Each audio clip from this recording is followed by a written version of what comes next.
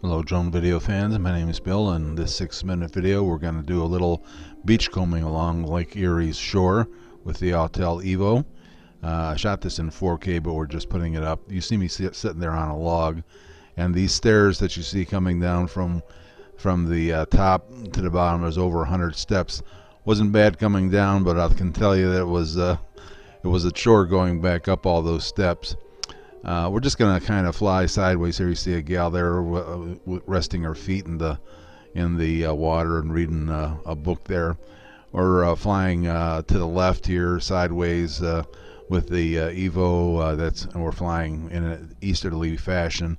We're about 25 feet off the water, and as you know, the Evo has optical sensors in front to prevent you from running into anything. So since there's trees all along the shoreline here, and the shoreline keeps coming out to meet me, I kept on getting some warnings, that I was getting too close to the trees, so I had to keep pushing back away from the shore in order to stop getting those beeping noises. But just wanted to fly along here and see what we could see. See a lot of trees have slid down and growing right along the beach, and some have fallen over and into the beach, but we've had a little erosion problem this year along the shore of Lake Erie because of the higher water levels, and even heard some people remarking about it that I saw up on top of the at the park.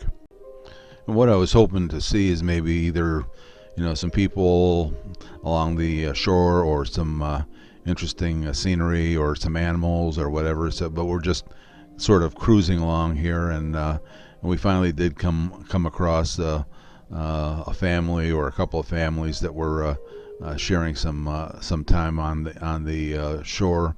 You can see there's a beach, a sandy beach there. But, there's an awful lot of driftwood at this time of the year that just gets washed up. It continuously gets replaced. We're in 1x, no zoom here, and I saw these people. It's one or two families there, and we kind of moving in here. We're a little bit closer, but we don't want to get too close as to disturb their family outing. So at this point we stopped, and we're going to use the 2x zoom to sort of zoom in, and I guess it's a mother and two of her children there. They're playing in the water and the sand. Apparently she heard the Evo, which wasn't that far away from her, I guess, as she turns over here and waves at the drone. And we're back here to 1x. We're going to move a little bit back out again so that they have their privacy, and take a look at the rest of the family or families. You're going to see a shadow of a big bird fly over the guy that you see on the left here. You'll see him coming into view here. Watch for the shadow going over as this guy looks up, and he sees this bird flying overhead. See it go. I believe that was a turkey vulture. They have over a 6-foot wingspan, and I found that interesting. There's another person back in the tree line there, just staying out of the sun. Those people were over 3,000 feet away from where I took off, and we weren't, even though we had full bars in both control and video.